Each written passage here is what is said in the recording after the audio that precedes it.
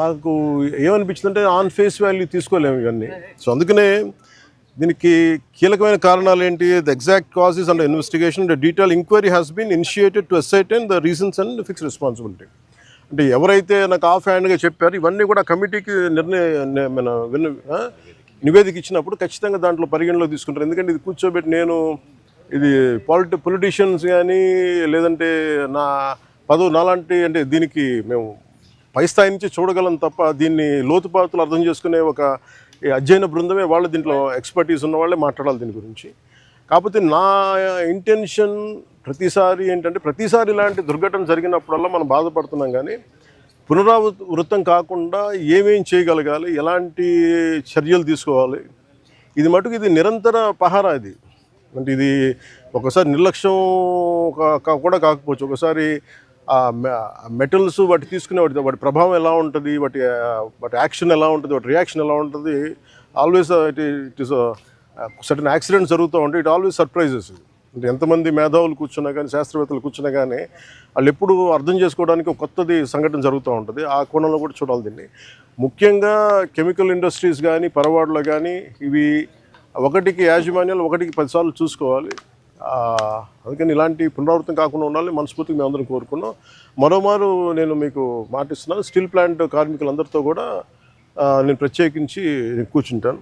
ఒక అవసరమైతే ఒకే రోజు అందరూ తీసుకోలేను కాబట్టి ఒక కనీసం అటెస్ట్ ఒక 4-5 గంటలు కూర్చుంటాను. ఇంకే నీడెడ్ అవసరం అనుకుంటే ఇంకో రోజు కూడా దీన్ని ఎక్స్టెండ్ చేసుకొని నేను దీని మీద నేను మీ సమస్యను సంపూర్ణంగా అర్థం చేసుకోవడానికి దాన్ని ముందుకు తీసుకెళ్తాను. ముందు ఇదంతా అవనివ్వండి. అంటే ఇప్పుడు ఈ కమిటీ అయింది ఏం లేదంటే నాకు రేపేం చెప్పేసి ఎల్లుండి నేను చెప్పేసి, కానీ నాకేంటంటే ఇప్పుడు కమిటీ వస్తుంది కదా బుకారం స్టీల్ ప్లాంట్ నుంచి. ఆ కమిటీ అంతా వచ్చిన తర్వాత ముందు దీని మీద ఒక సంపూర్ణమైన ఒక స్పష్టత వచ్చిన తర్వాత దాని తర్వాత తీసుకుంటాను.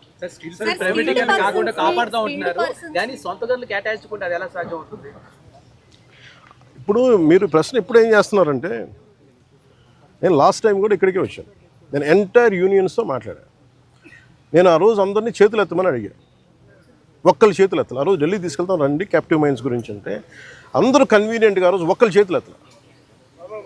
అంటే మీరు ఇండివిజువల్ పార్టీ పాలిటిక్స్ స్టిల్ మీరు కలెక్టివ్గా స్టీల్ ప్లాంట్ మాది అనుకున్న irrespective party verticals or wing verticals పక్కన పెడితే మీరు స్టీల్ ప్లాంట్ కార్మికులు బాగు కోరుకోవాలి, ఇది బాగుండాలి, ఇది విశాఖ ఉక్కు, ఇది ఆంధ్రుల హక్కు అనే మీరు పదాన్ని నిజంగా మీరు ముందుకు తీసుకెళ్ళాలి స్ఫూర్తినంటే, నేను ఆ రోజున ఇదే దాంట్లో గత వైసీపీ ప్రభుత్వం ఇది అమ్మేస్తానంటే మేము వచ్చి కూర్చొని కొట్లాడాం దీనికి. అదే దాన్నే నివేదిక రూపంలో నేను మన హోంమంత్రి గారికి తెలియజేశాను.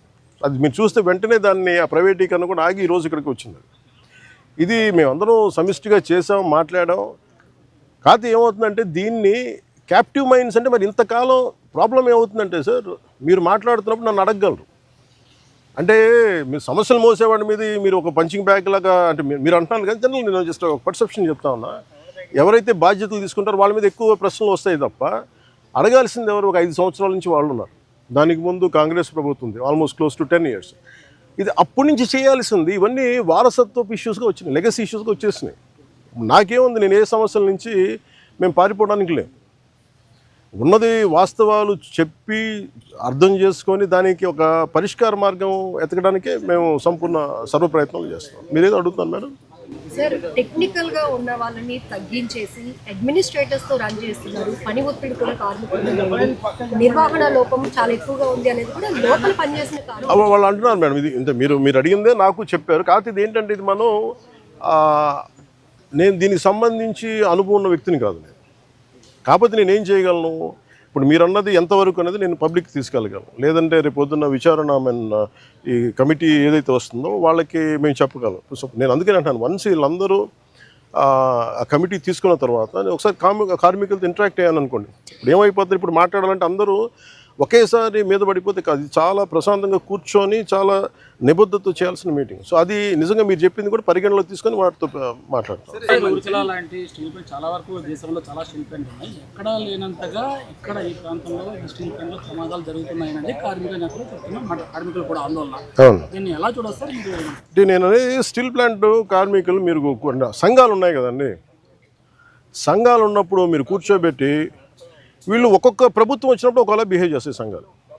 నాకు ఇబ్బంది ఏముందంటే సంఘాలు అనేవి ఇర్రెస్పెక్టివ్ ఆఫ్ ఏ ప్రభుత్వం వచ్చింది ఏ ప్రభుత్వం పోయింది అనే కంటే కూడా సంఘం కార్మికుల సంక్షేమం కోసం ఇర్రెస్పెక్టివ్ ఆఫ్ మనం ఎవరు బాగా చేయగలం అని ఆలోచించాలి తప్ప మీరు వైసీపీ వచ్చినప్పుడు కాంప్రమైజ్ అయిపోయి వైసీపీ వచ్చినప్పుడు ఈ స్థలాలని మనం ప్రైవేటీకరణ చేసేద్దాం వాళ్ళతో కుంభక ఇవి నేను వాస్తవంగా చెప్పగలను. ఆ రోజు నేను కూర్చున్నప్పుడు ఎందుకు ఇంత బలంగా మాట్లాడగలంటే ఆ రోజు నేనే నోరు తెరిచి అడిగితే ఒక్కరు చెయ్యి చూపులు. సో అందుకని మొదటి రక్షణ కవచం ఎవరు సంఘాలు ఈ పొలిటికలైజేషన్లోనో లేదంటే మన పార్టీ రాజకీయాల్లో పడిపోయి నిజంగా కార్మికుల సంక్షేమం ఎంతవరకు ముందుకు తీసుకెళ్లారు అనేది కూడా నాకు వాళ్ళతో కూర్చొని నేను మాట్లాడతాను సార్. నేను I don't try to shy away shun away from this. కనీసం సార్ మేనేజ్మెంట్ కూడా ఇంటర్నల్ ట్రాన్స్ఫర్ చేస్తుంది. అసలు సంబంధం లేనటువంటి డిపార్ట్మెంట్ని డిప్లాయ్ చేయడం వల్ల ఈ ప్రమాదం జరిగింది అనేది, చనిపోయినటువంటి వాళ్ళలో కూడా అట్లాంటి వ్యక్తి ఒకరు ఉన్నారనేది ఇప్పుడు కార్మికులు చెప్తున్నటువంటి మాట. అంటే ఇప్పుడు స్టీల్ ప్లాంట్ యాజమాన్యం కూడా ఈ ఎంప్లాయీస్ విషయంలో కొంత అలసత్వం వహిస్తుంది అనేది ప్రధానమైనటువంటి మధ్య.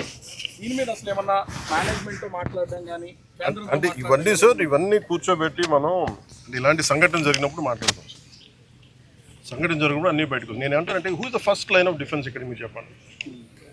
ఫస్ట్ లైన్ ఆఫ్ డిఫెన్స్ ఎవరు? కార్మిక సంఘాలు, యూనియన్స్ వాళ్ళ పనులు సరిగ్గా చేస్తున్నాయా లేదు ఇవన్నీ వాళ్ళు మాట్లాడాల్సింది. వాళ్ళు ఆ రోజు నేను వచ్చి కూర్చున్నప్పుడు ఒక్కళ్ళు నేను ఇదే చెప్పాను, మాకు ఇన్ని సమస్యలు ఉన్నాయి. ఓకే మన అందరం కింద పెడతాం మీద పెడతాం వెళ్తాం 10 సార్లు ఒక నెగోసియేషన్ జరుగుతాయి. అసలు సమస్యని మీరు ఇవన్నీ చెప్పకుండా మీకు అన్యాయాలు జరిగిపోతున్నాయి ఇవి జరిగిపోతున్నాయి అంటే నేను అనేది ఏంటంటే మీరు ఒక లాజికల్గా ఒక రేషనల్గా మాట్లాడకుండా పూర్తి ఎమోషన్ మీదను ఇలా కూర్చొని మాట్లాడితే కాదు. కూర్చోబెట్టి లాగ్ బుక్స్ తీసుకోవాలి ఏమేం జరిగినాయి నిజంగా మీరు చెప్పినట్టుగా అడ్మినిస్ట్రేటివ్ జాబ్ని పెంచి స్కిల్డ్ లేబర్ని లేకుండా చేస్తారు. ఇవన్నీ ఏంటంటే మనం ఆఫ్ ది హ్యాండ్ ఇలాగ మనం కూర్చొని ఇది మీడియా ట్రయల్ కాదు లేదంటే సోషల్ మీడియా ట్రయల్ కాదు. It should be a very deep investigative approach with committee of experts has to happen. దీనికి పొలిటికల్ విల్ ఉండాలి. దీనికంటే మేము నేను ఈ రోజుకి చెప్తాం కదా ఇండివిజువల్గా మేము యాజ్ జనసేన పార్టీ ఈరోజు మేము ప్రభుత్వంలో భాగస్వామ్యం అయినా కానీ మేము ఎక్కడ దీన్ని షన్ చేయట్లేదు.